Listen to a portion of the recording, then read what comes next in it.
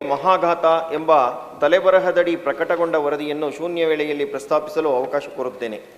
ಆಲಮಟ್ಟಿ ಸಂತ್ರಸ್ತರಿಗೆ ಈ ಬಾರಿಯ ಬಜೆಟ್ನಲ್ಲಿ ಒಂದೇ ಹಂತದಲ್ಲಿ ಪರಿಹಾರ ನೀಡಲು ಪ್ರಯತ್ನಿಸುವುದಾಗಿ ಮುಖ್ಯಮಂತ್ರಿ ಪ್ರಸ್ತಾಪಿಸಿದ್ದಾರೆ ಎಂಬುದು ನಿಜ. ಆದರೆ ಈಗ ಮೂರನೇ ಹಂತದ ಯೋಜನೆ ಪೂರ್ತಿಗೊಳ್ಳಲು ಅಗತ್ಯ ಅನುದಾನ ಒದಗಿಸುವುದು ರಾಜ್ಯ ಸರ್ಕಾರಕ್ಕೆ ದೊಡ್ಡ ಸವಾಲಾಗಿದೆ. ಜೊತೆಗೆ ಮಹಾಖ್ಯಾತೆ ತೆಗೆದಿರುವುದು ಆತಂಕ ಸೃಷ್ಟಿಸಿದೆ. ಡ್ಯಾಮ್ ಎತ್ತರದಿಂದಾಗಿ ಬಾಗಲಕೋಟೆ, ವಿಜಯಪುರ ಜಿಲ್ಲೆಗಳ ಮುಳುಗಡೆಯಾಗಲಿರುವ 20 ಗ್ರಾಮಗಳ ಪುನರ್ವಸತಿ, ಪುನರ್ನಿರ್ಮಾಣ, 1 ಲಕ್ಷ ಎಕರೆ ಭೂ ಪರಿಹಾರ ಹಾಗೂ ಸ್ವಾಧೀನ ಸೇರಿದಂತೆ ಒಟ್ಟು 87,818 ಕೋಟಿ ರು ವೆಚ್ಚದ ಪ್ರಸ್ತಾವನೆಯನ್ನು KBJNL ಸರ್ಕಾರಕ್ಕೆ ಸಲ್ಲಿಸಿದೆ. ಆದರೀಗ ಆಲಮಟ್ಟಿ ಅಣೆಕಟ್ಟೆಯ ಎತ್ತರ ಹೆಚ್ಚಿಸುವ ಸರ್ಕಾರದ ಪ್ರಸ್ತಾಪ ಪ್ರಶ್ನಿಸಿ ಸುಪ್ರೀಂ ಕೋರ್ಟ್ನಲ್ಲಿ ಮಹಾರಾಷ್ಟ್ರ ಅರ್ಜಿ ಸಲ್ಲಿಸಲು ಹೊರಟಿರುವುದು ಈ ಭಾಗದ ರೈತರಿಗೆ ಆಘಾತ ತಂದಿದೆ. ಕೃಷ್ಣಾ 2ನೇ ನ್ಯಾಯಾಧಿಕರಣ 2010 ಡಿಸೆಂಬರ್ 30ರಂದು ತೀರ್ಪು ನೀಡಿ ಆಲಮಟ್ಟಿ ಅಣೆಕಟ್ಟನ್ನು 524.256 ಮೀಟರ್ ಎತ್ತರಿಸಿ ಹೆಚ್ಚುವರಿ ನೀರು ಅವಕಾಶ ಬಳಸಿಕೊಳ್ಳಲು ಕೊಟ್ಟಿದೆ. 15 ವರ್ಷ ಕಳೆದರೂ ಹಂಚಿಕೆಯಾಗದ ನೀರನ್ನು ಬಳಸಿಕೊಳ್ಳುವುದು ಸಾಧ್ಯವಾಗಿಲ್ಲ.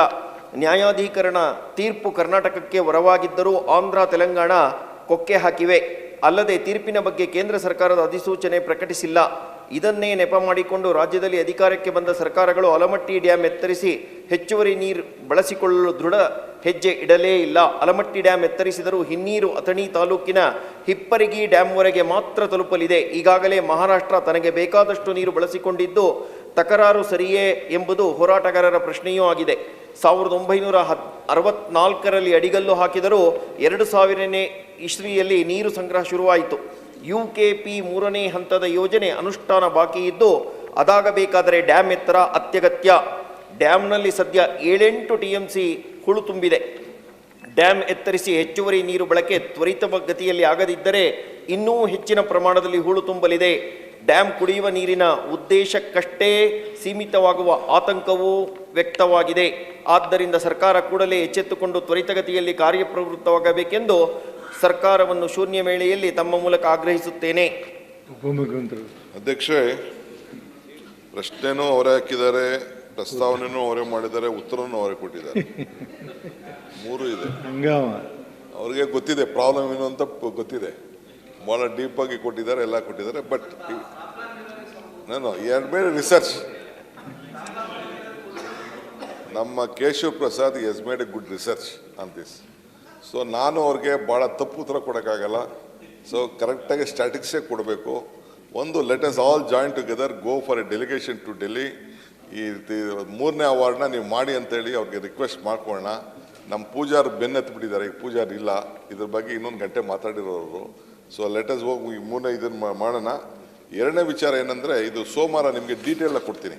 ಯಾಕೆಂದರೆ ಇಲ್ಲಿ ಕೆಲವು ಟೆಕ್ನಿಕಲ್ ಸಬ್ಜೆಕ್ಟ್ನ ನೀವು ರೈಸ್ ಮಾಡಿದ್ದೀರಿ. ನಾನು ಹಂಗೆ ಬೇಗ ಉತ್ತರ ಕೊಡೋಕ್ಕಾಗಲ್ಲ. ಇದಕ್ಕೆ ಸೋಮವಾರ ಉತ್ತರ ಕೊಡ್ತೀನಿ.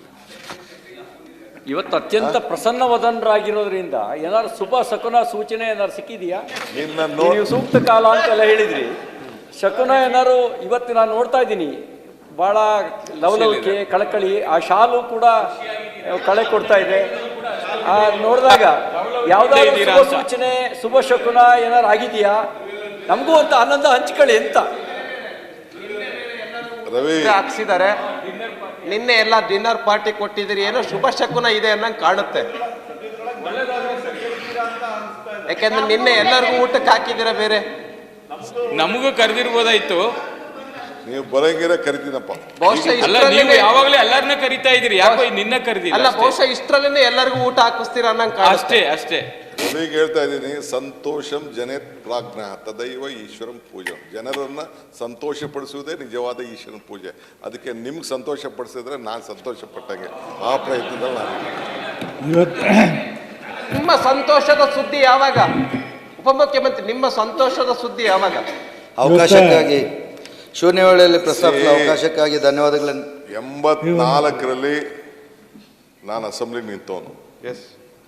ಆವತ್ತಿಂದ ಹಿಂಗೆ ಹೋಗ್ತಾ ಇದ್ದೀನಿ. ಅದಕ್ಕೆ ಈಗ ನೀವು ಯಾವ ಗೋಲಂಡೆ ಇಟ್ಕೊಂಡು ಹಿಂಗೆ ಹೋಗ್ತಾ ಇದ್ದೀರಲ್ಲ, ಯಾವತ್ತು ಅಂತ ಅದು ನಿಮ್ಮ ಸಹಕಾರ ಒಂದು ಇರ್ಲಿ, ನಿಮ್ಮ ವಿಶಸ್ ಇರ್ಲಿ. ಅಲ್ಲ, ನಮ್ಮ ಸಹಕಾರ ಅಲ್ಲ, ನಿಮ್ಮಲ್ಲಿರೋ ಸಹಕಾರ. ಕಾಟದಿಂದನೇ ನಾನು ಹಿಂಗೆ ಕೆಳಗೆ ಕುಪ್ಪಿಸೋ ಬಂದಿದ್ದು. ನಾನು ಇವತ್ತು ಉಪಮುಖ್ಯಮಂತ್ರಿಗಳೇ ತಿಹಾರ್ ಜೈಲ್ಗೆಲ್ಲ ಕಳಿಸ್ಬಿಟ್ಟು ಕೇಳ್ತಾ ಏ ಇದ್ದಾರೆ. ಕೊಡಪ್ಪ, ನಾ ಮಾಡ್ತೀನಿ. ಉಪಮುಖ್ಯಮಂತ್ರಿಗಳೇ, ಇವತ್ತು ನಿಮ್ಮನ್ನೆಲ್ಲ ಭಾಳ ಸ್ವಲ್ಪ ಸಂಜೆವರೆಗೆ ಕಾಳಜಿ ಇರ್ರಿ, ಸಂಜೆವರೆಗೆ ಭಾಳ ಹುಷಾರಾಗಿರಿ ಅಂದೆ. ಡಿ ಶ್ರೀನಿವಾಸ್.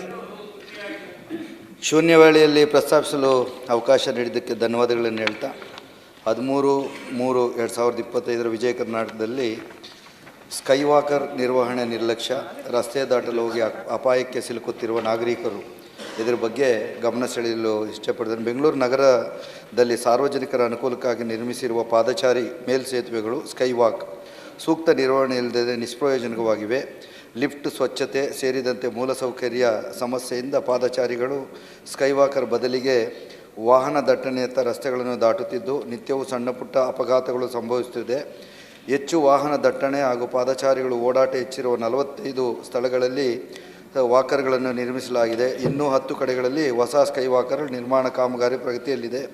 ಆಸ್ಪತ್ರೆ, ಸರ್ಕಾರಿ ಕಚೇರಿಗಳು, ಮಾರುಕಟ್ಟೆ, ಬಸ್ ನಿಲ್ದಾಣ ಸೇರಿದಂತೆ ಜನರ ಓಡಾಟ ಹಾಗೂ ವಾಹನಗಳ ಸಂಚಾರ ಹೆಚ್ಚಿರುವ ಕಡೆ ಪಾಲಿಕೆಯು ಸ್ಕೈವಾಕರ್ ನಿರ್ಮಿಸಿ ಕೈ ತೊಳೆದುಕೊಂಡಿದೆ.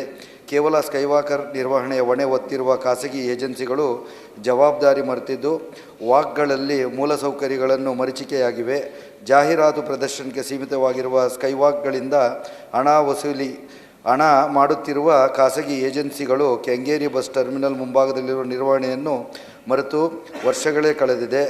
ಸ್ಕೈವಾಕ್ ಸಾರ್ವಜನಿಕರ ಸೇವೆ ಮುಕ್ತವಾಗಿ ವರ್ಷವೇ ಕಳೆದರೂ ಇಲ್ಲಿ ಲಿಫ್ಟ್ ಸೌಕರ್ಯ ಇನ್ನೂ ಆರಂಭವಾಗಿಲ್ಲ. ಸ್ಕೈವಾಕ್ಗಳ ಸಮಸ್ಯೆಯಿಂದ ಹಿರಿಯ ನಾಗರಿಕರು, ವೃದ್ಧರು, ಮಹಿಳೆಯರು ಹಾಗೂ ಮಕ್ಕಳಿಗೆ ತುಂಬ ತೊಂದರೆಯಾಗುತ್ತಿರುವುದರಿಂದ ಈ ಕೂಡಲೇ BBMP ಅಧಿಕಾರಿಗಳು ಸ್ಕೈವಾಕರ್ ನಿರ್ವಹಣೆ ಮೇಲೆ ನಿರಂತರ ನಿಗಾವಹಿಸಿ ಕೆಟ್ಟು ಮೂಲೆ ಸೇರುವ ಲಿಫ್ಟ್ಗಳನ್ನು ಶೀಘ್ರವಾಗಿ ದುರಸ್ತಿಪಡಿಸಬೇಕೆಂದು ಈ ವಿಷಯವನ್ನು ಸಾರ್ವಜನಿಕರ ಉಪಯೋಗಕ್ಕೆ ಅನುಕೂಲ ಮಾಡಿಕೊಡಬೇಕಾಗಿದ್ದರಿಂದ ಈ ವಿಷಯವನ್ನು ಮಾನ್ಯ ಉಪಮುಖ್ಯಮಂತ್ರಿಗಳು ಶೂನ್ಯ ವೇಳೆಯಲ್ಲಿ ಪ್ರಸ್ತಾಪಿಸಿ ಇದಕ್ಕೆ ಒಂದು ತಾರ್ಕಿಕ ಅಂತ್ಯವನ್ನು ಕಾಣಿಸ್ಬೇಕಂತೇಳಿ ಮನವಿ ಮಾಡ್ತಿದ್ದೇನೆ. ಇದನ್ನು ಸೋಮವಾರ ಕೊಡ್ತೀವಿ. ಯಾಕೆ ಸ್ವಲ್ಪ ಡೀಟೇಲ್ ಆಗಿ ಕೇಳಬೇಕು. ಯಾಕೆಂದರೆ ಬೆಂಗಳೂರು ನಗರದಲ್ಲಿ ಎಷ್ಟೆಷ್ಟು ಸ್ಕೈ ವಾಕ್ಸ್ ಇದೆ, ಏನಿದೆ, ವಾಟ್ ಈಸ್ ದಿ ಪೊಸಿಷನ್, ಎಷ್ಟು ಲೀಸ್ ಆಗಿದೆ, ಮುಂದಕ್ಕೆ ನಮ್ಮ ಪಾಲಿಸಿ ಏನು, ಅದೆಲ್ಲ ಕೂಡ ಹೇಳಬೇಕಾಗ್ತದೆ. ಸೋಮವಾರ ಮಂಗಳವಾರ ಹೇಳ್ತೀವಿ. ಬಿಲ್ಕಿಸ್ ಬಾನು. ಮಾನ್ಯ ಸಭಾಪತಿಗಳೇ, ಅವಕಾಶಕ್ಕಾಗಿ ಧನ್ಯವಾದಗಳು. ಹಾಸ್ಟೆಲ್ನಲ್ಲಿ ಅನಧಿಕೃತ ವಾಸಕ್ಕೆ ಕಡಿವಾಣ ಹಾಕುವ ಕುರಿತು ಶೂನ್ಯ ವೇಳೆಯಲ್ಲಿ ಪ್ರಸ್ತಾಪಿಸಲು ಮನವಿ. ಪ್ರತಿಷ್ಠಿತ ದಿನಪತ್ರಿಕೆಯಲ್ಲೊಂದಾದ ವಿಜಯವಾಣಿ ಪತ್ರಿಕೆಯಲ್ಲಿ ವರದಿಯಾಗಿರುವ ಜ್ಞಾನಭಾರತಿ ಆವರಣದಲ್ಲಿರುವ ಬೆಂಗಳೂರು ವಿಶ್ವವಿದ್ಯಾಲಯದ ಹಾಸ್ಟೆಲ್ಗಳಿಗೆ ಮೂಲಸೌಕರ್ಯ ಒದಗಿಸಬೇಕು ಮತ್ತು ನೋಂದಣಿಯಾಗದೆ ಅನಧಿಕೃತವಾಗಿ ವಾಸಿಸುವ ಅವಕಾಶ ನೀಡಬಾರದೆಂದು ವಿದ್ಯಾರ್ಥಿಗಳು ಆಗ್ರಹಿಸಿದ್ದಾರೆ. ವಿಶ್ವವಿದ್ಯಾಲಯ ಆಡಳಿತ ಕಚೇರಿ ಎದುರು ಬುಧವಾರ ಪ್ರತಿಭಟನೆ ನಡೆಸಿ ಕುಲಸಚಿವ ಶೇಖ್ ಲತೀಫ್ ಅವರಿಗೆ ಅಹವಾಲು ಸಲ್ಲಿಸಿದರು. ಹಾಸ್ಟೆಲ್ಗಳಲ್ಲಿ ನೋಂದಣಿಯಾಗದೆ ಬೇರೆಡೆ ಕೆಲಸಕ್ಕೆ ಹೋಗುವವರು ವಿದ್ಯಾರ್ಥಿ ನಿಲಯಗಳಲ್ಲಿ ಅನಧಿಕೃತವಾಗಿ ವಾಸ್ತವ್ಯ ಹೂಡುತ್ತಿದ್ದಾರೆ. ಇದರಿಂದ ಸಾಕಷ್ಟು ಸಮಸ್ಯೆ ಆಗುತ್ತಿದೆ. CC ಕ್ಯಾಮೆರಾಗಳನ್ನು ಅಳವಡಿಸಿ ಸಂಬಂಧಪಟ್ಟವರ ಮೇಲೆ ಕ್ರಮಕ್ಕೆ ಒತ್ತಾಯಿಸಿದರು. ವಿಶ್ವವಿದ್ಯಾಲಯದ PG 5 ವಸತಿ ನಿಲಯದಲ್ಲಿ ಕಳೆದ 4-5 ವರ್ಷಗಳಿಂದ ಯಾವುದೇ ರೀತಿಯ ಮೂಲ ಸೌಕರ್ಯ ಕಲ್ಪಿಸದೆ ಕಡೆಗಣಿಸಲಾಗಿದೆ. ಓದಿಕೊಳ್ಳಲು ಸರಿಯಾದ ಕೊಠಡಿ ಇಲ್ಲ, ಮಲಗಲು ಹಾಸಿಗೆ, ದಿಂಬು, ಹೊದಿಗೆ ಇಲ್ಲ, ಪುಸ್ತಕ ಇಟ್ಟುಕೊಳ್ಳಲು ಟೇಬಲ್, ಕುರ್ಚಿ ಇಲ್ಲ ಎಂದು ಆಕ್ರೋಶ ವ್ಯಕ್ತಪಡಿಸಿದ್ದಾರೆ. 155 ವಿದ್ಯಾರ್ಥಿಗಳಿಗೆ ಊಟ ಮಾಡಲು ಕೇವಲ 50 ತಟ್ಟೆಗಳಿವೆ. ಊಟದ ಯೋಜಿತ ಯಾದಿ ಇಲ್ಲದಂತಾಗಿದೆ. ಮಳೆಗಾಲದಲ್ಲಿ ಹಾಸ್ಟೆಲ್ ಕಟ್ಟಡ ಸೋರುತ್ತಿದೆ. ಇದರಿಂದ ಕಷ್ಟಕರವಾಗಿದ್ದಿದೆ ಎಂದು ವಾಸ್ತವ್ಯ ಅಂಶಗಳನ್ನು ಮನವರಿಕೆ ಮಾಡಿಕೊಟ್ಟರು. ಇದು ರಾಜ್ಯದ ಕೆಲ ಹಾಸ್ಟೆಲ್ಗಳಲ್ಲಿ ಅನಧಿಕೃತ ವಾಸಕ್ಕೆ ಅನುವು ಮಾಡಿರುತ್ತದೆ. ಇಲ್ಲವೇ ನೋಂದಾಯಿತ ವಿದ್ಯಾರ್ಥಿಗಳಿಗೆ ಪ್ರವೇಶ ಅವಕಾಶ ನೀಡದಿರುವುದು ಓದುವ ವಿದ್ಯಾರ್ಥಿಗಳಿಗೆ ದುರದೃಷ್ಟಕರವಾಗಿದೆ. ಇದಕ್ಕೆ ಹಾಸ್ಟೆಲ್ ಕ್ಷೇಮಪಾಲಕರು ಮತ್ತು ವಾರ್ಡನ್ಗಳ ಜವಾಬ್ದಾರಿಯಿಂದ ನಡೆದುಕೊಳ್ಳುತ್ತಿರುವುದೊಂದು ಇಂಥ ಘಟನೆ ನಡೆಯುತ್ತಿರುವುದು ವಿಷಾದನೀಯ. ನೋಂದಾಯಿತ ವಿದ್ಯಾರ್ಥಿಗಳಿಗೆ ಮಾತ್ರ ಅವಕಾಶ ನೀಡಬೇಕು. ಸರ್ಕಾರವು ಮೂಲಭೂತ ಸೌಕರ್ಯ ನೀಡುವುದರ ಜೊತೆಗೆ ಅಧಿಕಾರಿಗಳ ವಿರುದ್ಧ ಕಠಿಣ ಕ್ರಮ ವಹಿಸಬೇಕೆಂದು ಶೂನ್ಯ ವೇಳೆಯಲ್ಲಿ ಉನ್ನತ ಶಿಕ್ಷಣ ಸಚಿವರಿಗೆ ಕೇಳಿಕೊಳ್ಳುತ್ತೇನೆ.